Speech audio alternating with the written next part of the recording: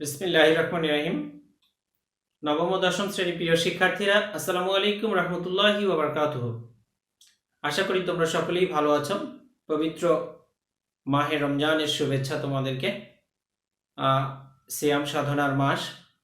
আমরা সবাই সিয়াম সাধনা করে নিজেকে আরো আত্মসংযমী করে তুলব, শৃঙ্খলা বোধ নিয়ে আসবো, আত্মত্যাগী হব। তো গত দুটো ক্লাসে আমি তোমাদেরকে সবাদ শোষণের ধাপ সম্পর্কে বিস্তারিত আলোচনা করেছিলাম। সবাদ শোষণের আমরা জানি সবাদ শোষণের ধাপ হচ্ছে চারটি।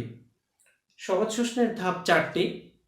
এই চারটি ধাপের প্রথমটি হচ্ছে গ্লাইকোলাইসিস, দ্বিতীয়টা হচ্ছে অ্যাসিটাইল কোয়ে, 3 নাম্বারটা হচ্ছে ক্রেবস চক্র, আর 4 নাম্বারটা হচ্ছে ইলেকট্রন ট্রান্সপোর্ট সিস্টেম বা ইলেকট্রন প্রবাহতন্ত্র। এই চারটি ধাপে উৎপন্ন শক্তির পরিমাণ 38 এটিপি এবং অন্যান্য যে পদার্থগুলি উৎপন্ন হয়েছে সে বিষয়ে আমি তোমাদেরকে আগে বিস্তারিত ক্লাস নিয়েছিলাম। আজকে আমরা এই চারটা ধাপের আউটলাইন অর্থাৎ রেখাচিত্রটা দেখব। এই চারটা ধাপের আউটলাইন বা রেখাচিত্রটা একটু দেখব। তো আমরা প্রথম টপিকসে চলে যাই। দেখো, সবাদ শোষণের রেখাচিত্র, আউটলাইন অফ অ্যারোবিক রেসপিরেশন, সবাদ শোষণের রেখাচিত্র। তো শিক্ষার্থীরা, আমরা শুরু করব তোমরা জানো যে শ্বসনের প্রধান শ্বসনিক বস্তু সবাদ শোষণের প্রধান শ্বসনিক বস্তু গ্লুকোজ। এই গ্লুকোজ থেকেই শুরু হয় সবাদ শোষণ। গ্লাইকোলাইসিস প্রক্রিয়ায় এক অণু গ্লুকোজ বিভিন্ন রাসায়নিক বিক্রিয়ায় জারিত হয়ে 2 অণু পাইরুভিক অ্যাসিড উৎপন্ন করে। আমরা শুরু করব এক অণু গ্লুকোজ থেকে, কিভাবে এটি গ্লাইকোলাইসিসে 2 অণু পাইরুভিক অ্যাসিড হয়, তারপরে অ্যাসিটাইল কোয়ে, দেন ক্রেবস চক্র। এই তিনটা আমরা সিরিয়ালি একটু এখানে আউটলাইনটা দেখব। সো তোমরা একটু খেয়াল করো, আমাদের টপিকসে আমরা চলে যাই। সবাদ শোষণের রেখাচিত্র বা তোমার আউটলাইন। প্রথমে আমরা নিব গ্লুকোজ C6H12O6। তুমি জানো যে এটি তোমার গ্লুকোজের ফর্মুলাটা C6H12O6। এখানে এক অণু গ্লুকোজ। গ্লাইকোলাইসিস প্রক্রিয়ায় এক অণু গ্লুকোজ বিভিন্ন রাসায়নিক বিক্রিয়ায় সম্পূর্ণরূপে জারিত হয়ে 2 অণু পাইরুভিক অ্যাসিড উৎপন্ন হয়েছে। আমরা সেটি একটু দেখব। তাহলে এই যে গ্লাইকোলাইসিস শুরু হলো, এক অণু গ্লুকোজ বিভিন্ন রাসায়নিক বিক্রিয়ায় জারিত হয়ে কয় অণু পাইরুভিক অ্যাসিড হবে? 2 অণু পাইরুভিক অ্যাসিড হবে। আমি একটু বড় করে দেখাচ্ছি। 2 অণু পাইরুভিক অ্যাসিড উৎপন্ন হবে। কয় অণু? 2 অণু পাইরুভিক অ্যাসিড উৎপন্ন হবে। এখন পাইরুভিক অ্যাসিড বিষয়ে আমি তোমাদের আগে বলেছিলাম, আজকে আমি শুধু সংকেতটা লিখব। C3H4O3 pyruvic acid, C3H4O3। আমরা জানি যে গ্লাইকোলাইসিস প্রক্রিয়ায় এক অণু গ্লুকোজ বিভিন্ন রাসায়নিক বিক্রিয়ায় জারিত হয়ে 2 অণু পাইরুভিক অ্যাসিড উৎপন্ন হয়। এখানে তুমি একটু খেয়াল করে দেখো, এই জায়গায় 2 অণু পাইরুভিক অ্যাসিড, এই এক অণু পাইরুভিক অ্যাসিড, এই এক অণু পাইরুভিক অ্যাসিড। এই পাইরুভিক অ্যাসিডটা আমরা কোথায় পেলাম? এই পাইরুভিক অ্যাসিডটা পেলাম যে গ্লাইকোলাইসিস প্রক্রিয়ায়। যে গ্লাইকোলাইসিস প্রক্রিয়ার প্রধান রাসায়নিক বস্তু ছিল গ্লুকোজ। তো গ্লাইকোলাইসিস প্রক্রিয়ায় এই এক অণু গ্লুকোজ বিভিন্ন রাসায়নিক বিক্রিয়ায় জারিত হয়ে 2 অণু পাইরুভিক অ্যাসিড উৎপন্ন করেছে। এক অণু পাইরুভিক অ্যাসিড, এক অণু পাইরুভিক অ্যাসিড। আমরা জানি যে এই গ্লাইকোলাইসিস প্রক্রিয়ায় এই ধাপটি গ্লাইকোলাইসিস। তো এখানে আমরা এভাবে একটু লিখব গ্লাইকোলাইসিস, যাতে সংক্ষেপেই আমরা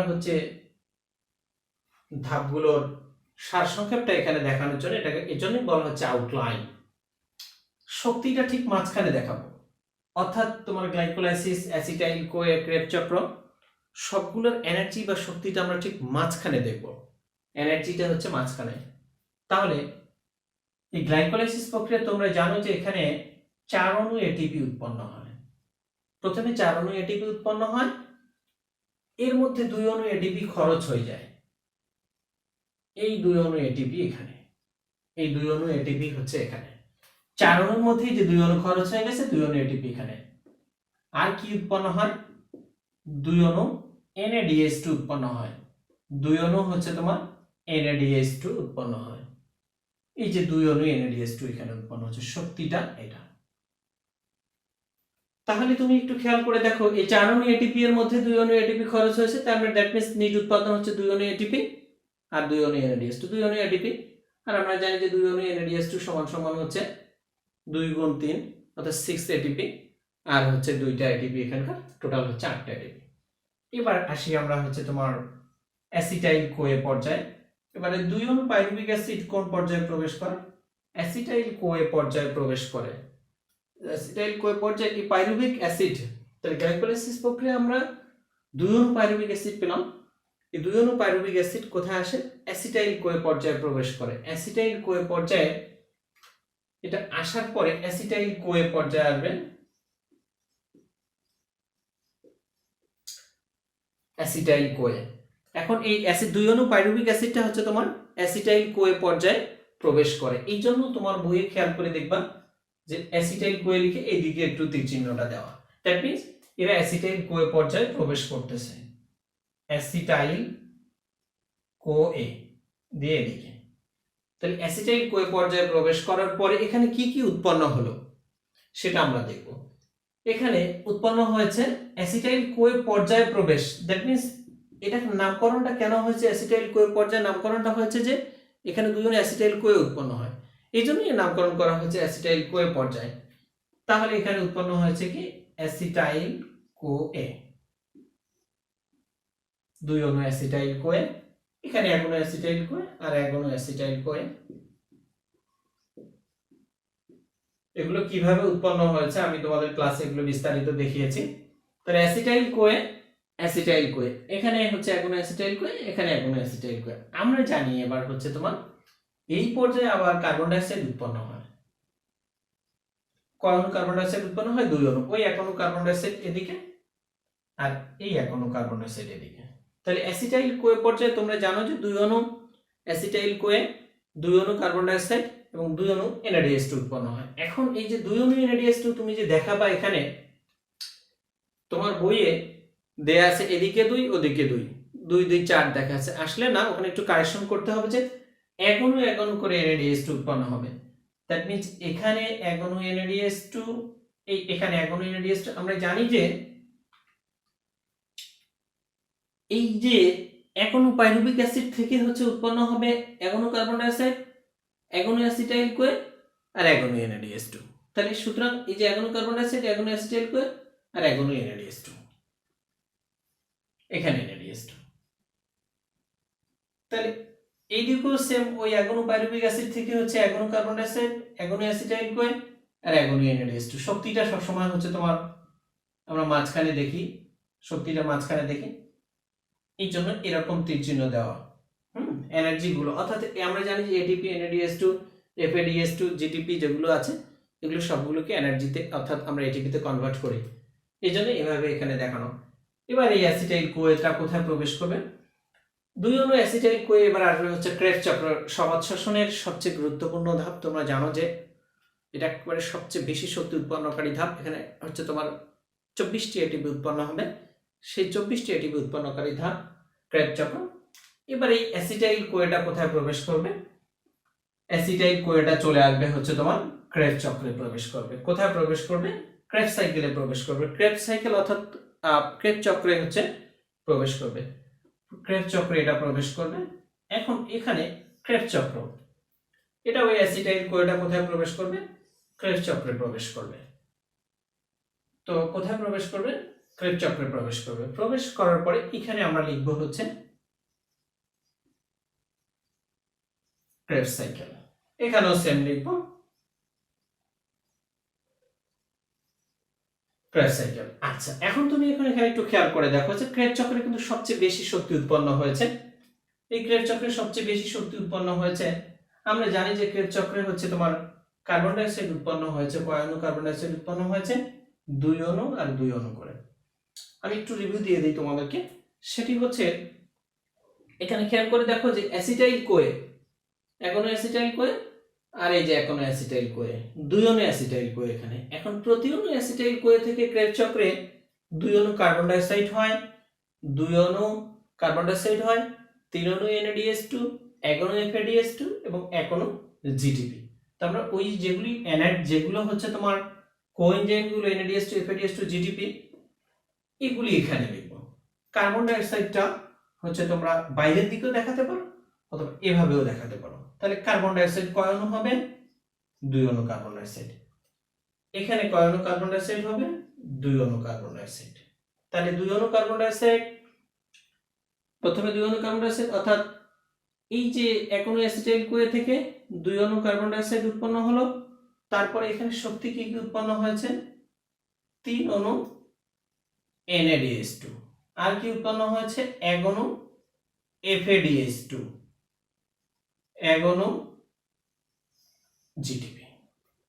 দেন এবার সেম তাই একই রকম হবে, 3 অণু NADH2, 1 অণু FADH2 আর 1 অণু GDP। এই তো শক্তিটা। এবার তুমি এগুলি সবগুলো একসাথে হচ্ছে যোগ করে ফেলো, সবগুলো একসাথে যোগ করে ফেলো। আমি একটু স্পেসের জন্য এটা কার্বন ডাই অক্সাইড উপরের দিকে দিলাম, ঠিক আছে? আচ্ছা, তাহলে এখানে তুমি একটু খেয়াল করে দেখো টোটাল আমরা কি কি পেলাম। এখান থেকে টোটাল পাবো হচ্ছে তোমার 6 অণু কার্বন ডাই অক্সাইড, এই যে 1 অণু কার্বন ডাই অক্সাইড এখানে, আর এখানে 2, কত হলো?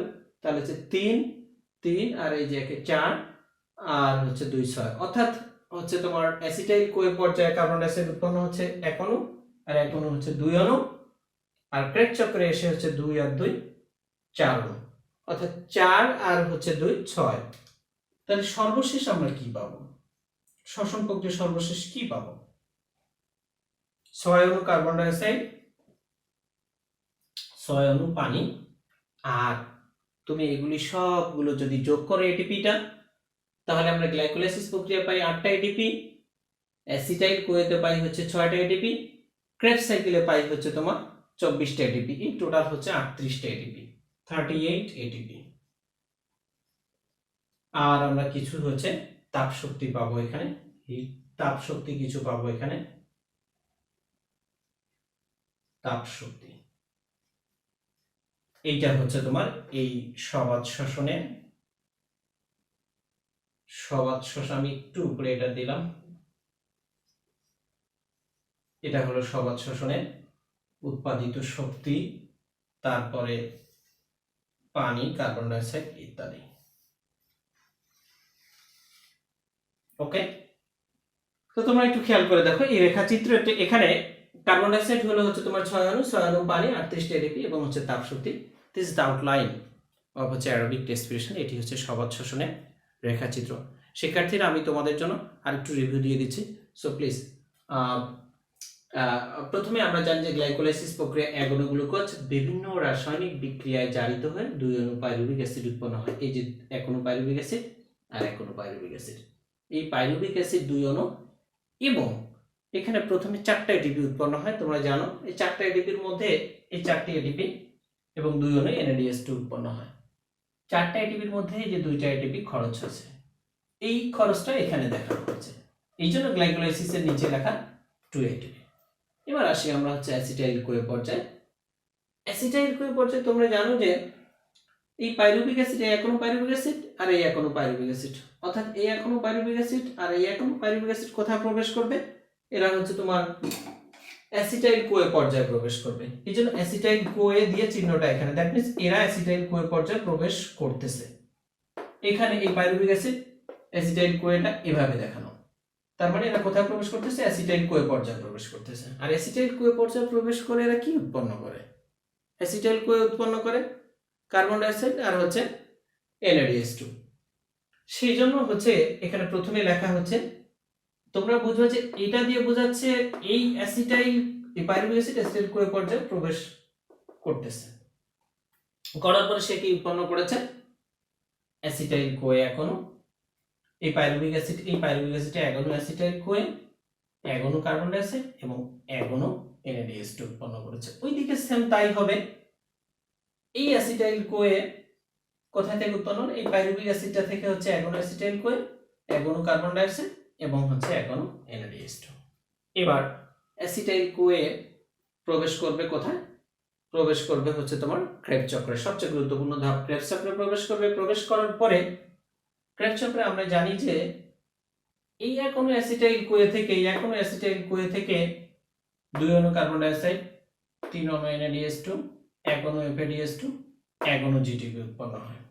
এবার এখানে একটু আসি, এই অ্যাসিটাইল কোয়ে থেকে এটা ক্রেবস চক্রে প্রবেশ করার পর 2 অণু কার্বন ডাইঅক্সাইড, 3 অণু NaDH2, 1 অণু FADH2 এবং হচ্ছে তোমার 1 অণু GTP। সুতরাং টোটাল আমরা কি পেয়েছি? টোটাল আমরা পেলাম হচ্ছে 6 অণু কার্বন ডাইঅক্সাইড। এইখানে তুমি দেখো একটু অ্যাসিটাইল কোয়ে পর্যায়ে 1 আর 1 হচ্ছে 2, অর্থাৎ এখানে 1 অণু কার্বন ডাইঅক্সাইড, এখানে 1 অণু কার্বন ডাইঅক্সাইড, 2 অণু কার্বন ডাইঅক্সাইড, আর ক্রেবস চক্রে হচ্ছে তোমার 4 অণু কার্বন ডাইঅক্সাইড, এই 2 অণু কার্বন ডাইঅক্সাইড আর এই 2 অণু কার্বন ডাইঅক্সাইড, অর্থাৎ হচ্ছে তোমার এখানে 2 আর এখানকার 4 মিলে হচ্ছে 6 অণু কার্বন ডাইঅক্সাইড, 6 অণু পানি এবং হচ্ছে 38টি এটিপি আর তাপ শক্তি উৎপন্ন হয়েছে। এইটাই হচ্ছে তোমার সবাত শোষণের প্রবাহ চিত্র বা রেখাচিত্র। এখন আমি একটি কথা তোমাদের বলতে চাই, সেটি হচ্ছে যে পরীক্ষায় কিভাবে আসে, কোশ্চেনটা তুমি কিভাবে আনসার করবা। ডিরেক্টলি বলে অনেক সময় যে উদ্দীপকে উল্লিখিত ধরনের, অর্থাৎ সবাত শোষণের কথা বলবে, উদ্দীপকে উল্লিখিত ধরনের রেখাচিত্র দেখাও। দ্যাট মিনস উদ্দীপকে উল্লিখিত ধরন, দ্যাট মিনস ওইখানে এমন কিছু ক্লু দেওয়া থাকবে যেটা সবাত শোষণকে মিন করবে। এখন সবাত শোষণকে কিভাবে মিন করবে? সবাত শোষণকে এভাবে মিন করতে পারে যে বলা থাকলো হচ্ছে সকল উন্নত শ্রেণীর শ্বসন প্রক্রিয়া, অথবা হচ্ছে মানুষের শ্বসন প্রক্রিয়া, বা আরো অন্য একটা উদ্ভিদের দিল উন্নত শ্রেণীর, তাহলে তুমি ওখান থেকে বুঝে নিবা যে এখানে হচ্ছে তোমার সবাত শোষণকে বোঝাচ্ছে। এরকম থাকতে পারে। আমার অনেক সময় এভাবে পরীক্ষায় দেখায়, আমি পাশে দেখাচ্ছি। সেটি হচ্ছে দেখো এখানে C6H12O6 এটা থাকলো, থাকার পরে এই যে নিচের দিকে এখানে একটা খাড়া তীর চিহ্ন দিয়ে এই জায়গায় লেখা থাকলো গ্লাইকোলাইসিস। এখানে থাকলো, সংক্ষেপে আমি দিলাম গ্লাইকোলাইসিস। এখানে 2 ATPও দেওয়া থাকলো। দেওয়ার পরে এই জায়গায় এখান থেকে এখানে একটা বক্স করে দিল, এখানে একটা বক্স করে দিল। তোমাকে কোশ্চেনটা কি বলা হবে? কোশ্চেনটা বলবে যে উদ্দীপকের প্রক্রিয়াটি বা উদ্দীপকের রেখাচিত্রটি সম্পন্ন করো। তখন তুমি প্রথমেই বলে নিবে যে উদ্দীপকের রেখাচিত্রটি হচ্ছে সবাত শোষণের। তারপরে হচ্ছে তুমি এইভাবে এটা সম্পন্ন করবা, এইভাবে এটা হচ্ছে তুমি সম্পন্ন করবে। সম্পূর্ণ করে লাস্ট একটু লিখে দিতে ভুলবে না তোমরা। 6 অণু কার্বন ডাইঅক্সাইড, 6 অণু পানি, 38টা হচ্ছে এটিপি। এটা হচ্ছে তোমাকে শেষে দিয়ে এটাকে কনক্লুশনে যেতে হবে।